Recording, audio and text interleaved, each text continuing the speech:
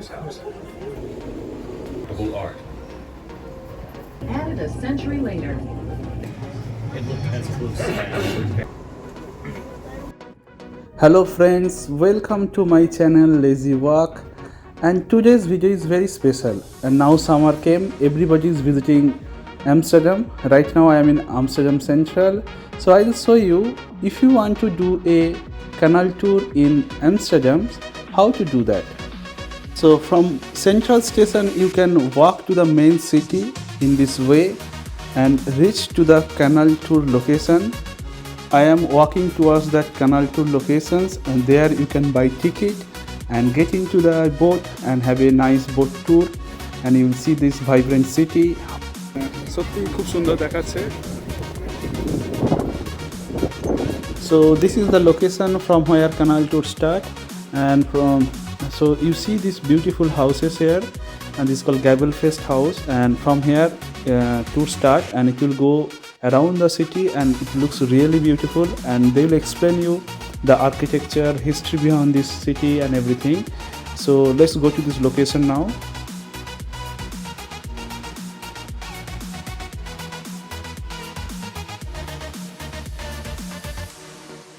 I reached to this location. You can go any of that point and get inside and ask the ticket price, and it will be within $20 for 1 hour of tour. You just get into one of the point and ask them for a ticket, and they'll give you the ticket. Now I purchased the ticket and getting into the boat, you can see, and I'll show you now how beautiful this boat is. You can sit just beside the windows and enjoy the canal tour, and you'll see really nice. It's really beautiful. I don't know how to express it. You can see it now. One. So we got the cozy little toilet in the back, not as big as at home, but surely does the trick. Then, very important, the open roof. The open roof. You're probably invited to take the best pictures of Amsterdam ever, but remember, we're gonna pass a lot of narrow bridges, low bridges, sometimes only a few centimeters wider than the boat, and a moving boat, and a hand out there, and the back of the boat altogether works like a guillotine. Now our boat started, and you will see today's weather is really good. It's sunny and it really looks beautiful, and just enjoy it. And whatever you do, please keep your arms and head inside the boat at all times. Some of the bridges are very low and they come up suddenly. In the case of an emergency, take a moment to note where the emergency exits are. There are two at the front of the boat, one to the left and one to the right, and a miss. And if an emergency situation arises, the captain will find it and progressive. It's a popular place to visit and do business. Just think, in a population of only 800,000 people, you can meet 170 different nationalities. This area's rich history adds a sparkle that's never far below the surface. During the 17th century, Amsterdam shone especially bright, like gold. Politics, art, and business all reached new levels of sophistication. Dutch shipbuilders revolutionized sailing. Amsterdam boasted a thriving stock exchange, and painters like Rembrandt and Vermeer produced remarkable art.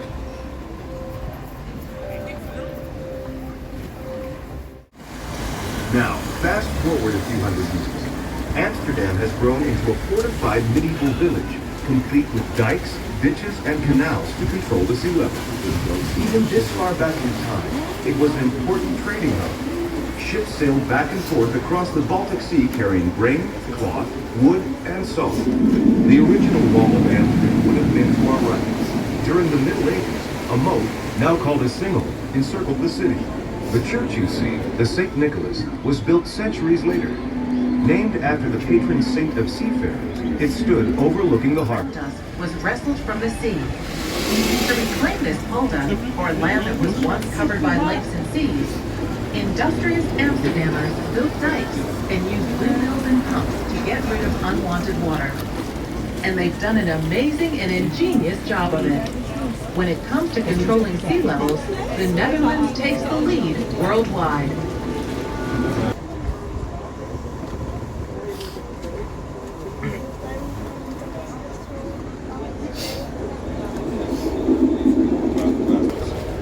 A group of shipping companies ran their businesses from here.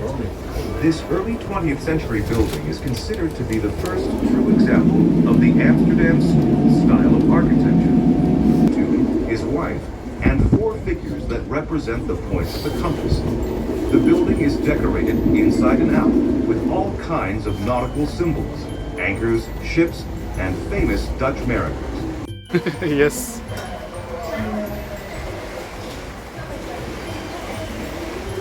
You could put some scary stuff. What does that say? Wings? Probably.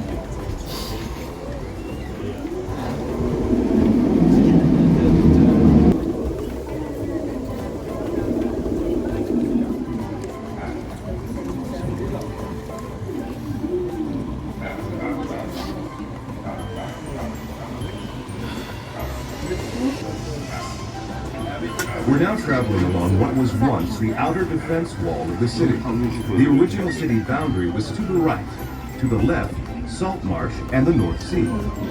The red brick tower coming up ahead of us is the medieval Montelbandstoren. An ideal lookout for sighting potential invaders, it was built to protect the city's shipyards, wharves, and warehouses from attack.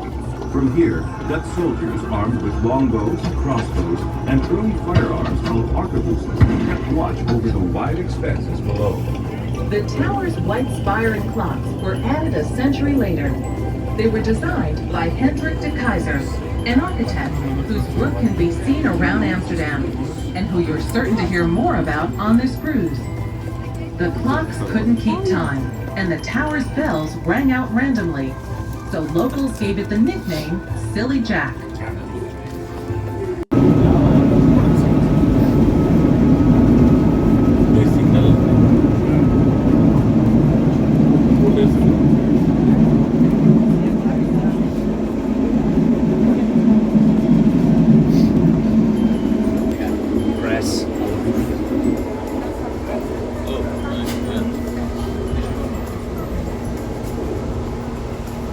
We're now on the Oude Schans, or Outer Trench Canal.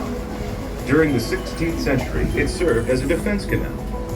All the city's canals served one or more of these functions, as a transportation route, a line of defense, or a way to manage water levels.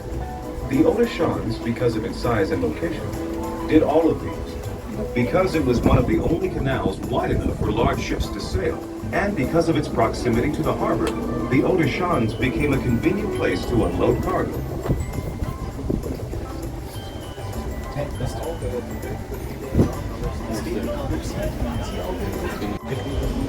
Which one? That restaurant. Yeah, really nice.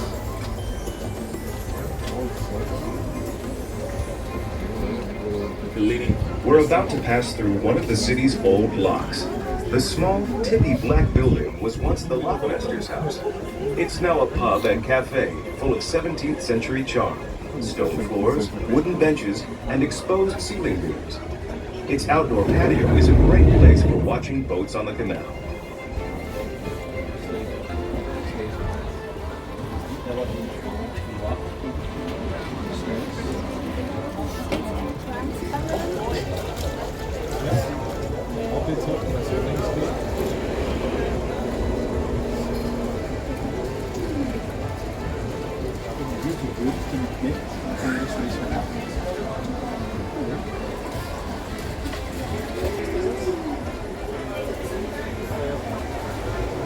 Located adjacent to the City Hall, the large red brick building.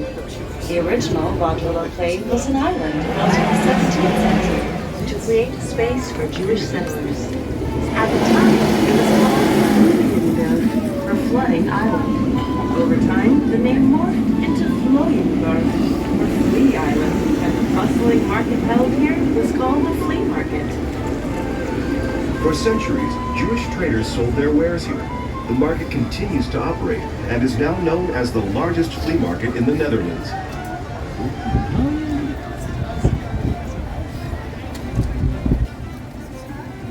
There is the market.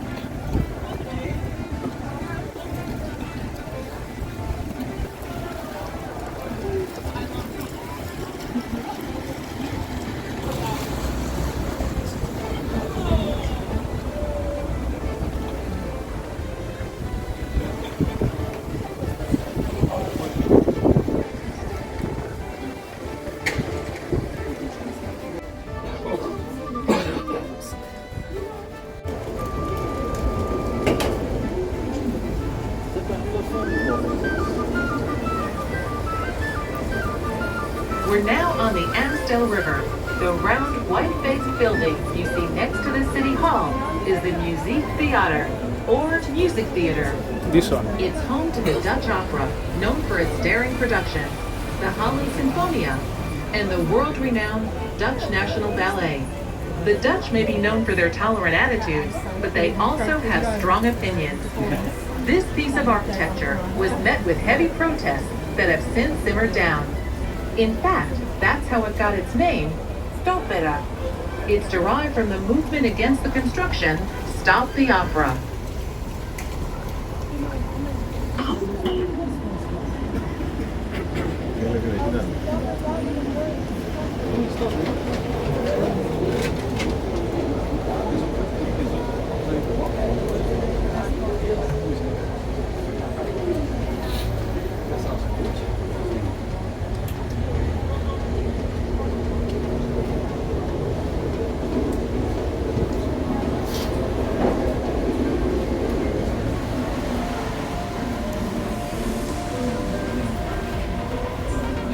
The Magere Brug, otherwise referred to as the famous Skinny Bridge, stretches all the way across the Amstel River. Of Amsterdam's 1,500 or so bridges, this is the most famous. It dates back to the 17th century and was likely a narrow footbridge. Since then, it's been reconstructed more than once and grown wider with age. Legend has it that whoever you kiss while passing under the bridge will be your true love for life. Oh, wow.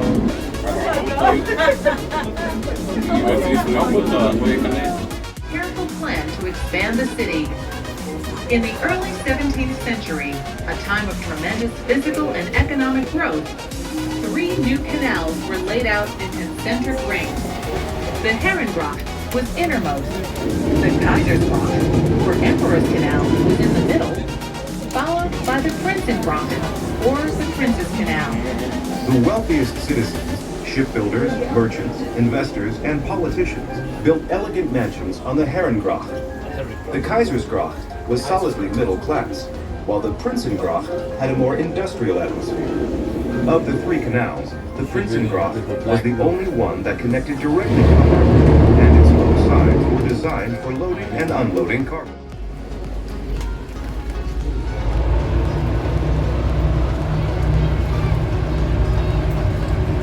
Here's Canal. This beautiful and unique view of all 7 bridges at once can only be seen from here on waters of the Herengracht. Our kind captain will be slowing down to give everyone a chance to catch a photo of this unique sight.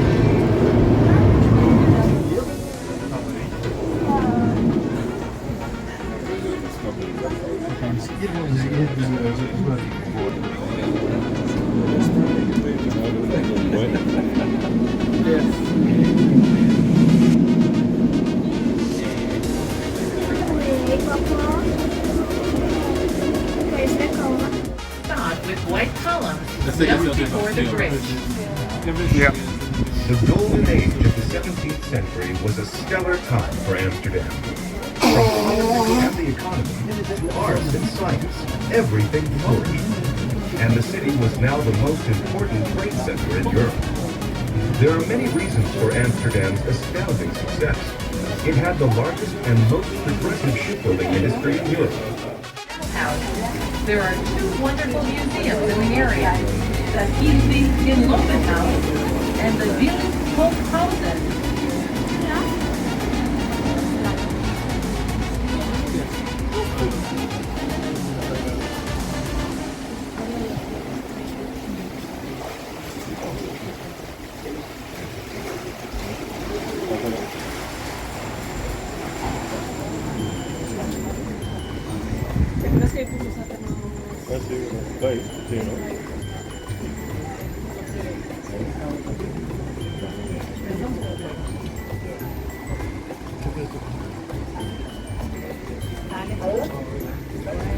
I hope you guys are enjoying this canal tour. Now I am walking on the boat and I am showing. So I hope you are really enjoying this video. So many flourishes and details, Can you do this? ornate door cases, sculptures, And of course, the decorative gables at the roofline. Can't say that again. There are several different types of gables, and over the decades, they've gone in and out of fashion. See if you can spot them all. The oldest type is the spout gable. This basic triangular shape is seen only on warehouses. The 17th century step gable looks just as you'd expect, a series of steps. The neck gable, with its straight up and down sides and scrollwork decorations, came a bit later, followed by the bell gable, which has a more rounded, bell-like shape. By the 18th century, the cornice, a flat-top gable, was most popular. There's one thing that all gables have in common: the hoisting beam. Staircases were so narrow and steep that furniture and goods were lifted to the upper floor via the hoisting beam, along with a good strong rope, a hook, and a pulley. Goods were generally stored up high to keep them dry during the city's frequent floods. There's a strong tradition of moving things this way, as even newly constructed houses have narrow stairways and are still equipped with hoisting beams. It looked as close as Van Gogh. So At numbers 170 and 172 is a beautiful 17th century red brick mansion with white sandstone accents. This is the Bartolomé House, designed by Hendrik de Keyser, Amsterdam's most famous architect of the time. It was built for a very successful beer brewer named Willem van de Heuvel. He changed his name to Bartolomé to honor an Italian relative who had left him a sizable inheritance. The facade has two inscribed panels that reflect Bartolomé's and many other 17th century businessmen's values. They read, "Through talent and diligence, and through piousness and virtue." Homes like Bartolotti's were designed to showcase their owners' enormous riches, and yet, this was a time when Calvinistic views predominated. Calvinism is a form of Christianity that emphasizes strict living and industriousness.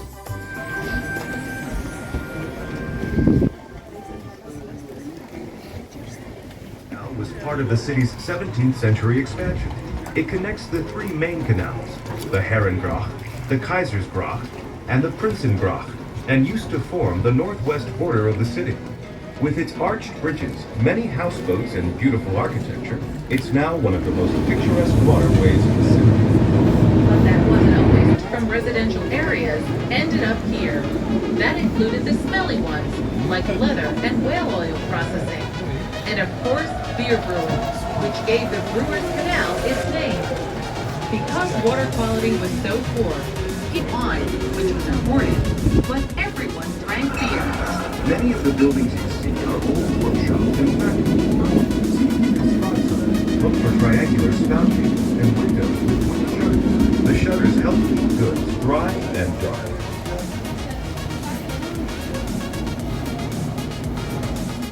And to keep the city from flooding at high tide. Nowadays, lots of dams further out have closed Amsterdam's harbor off from the North Sea, and city residents don't have to worry about tides. Instead, the locks are used to flush water through the canals, keeping them clean. I find the date these gates were last replaced. It's recorded on the gates themselves. So guys, we are almost about to complete this tour, and how do you like this tour? Please let me know by commenting in my video, and please subscribe my channel and also like my video, and thank you very much for watching this video.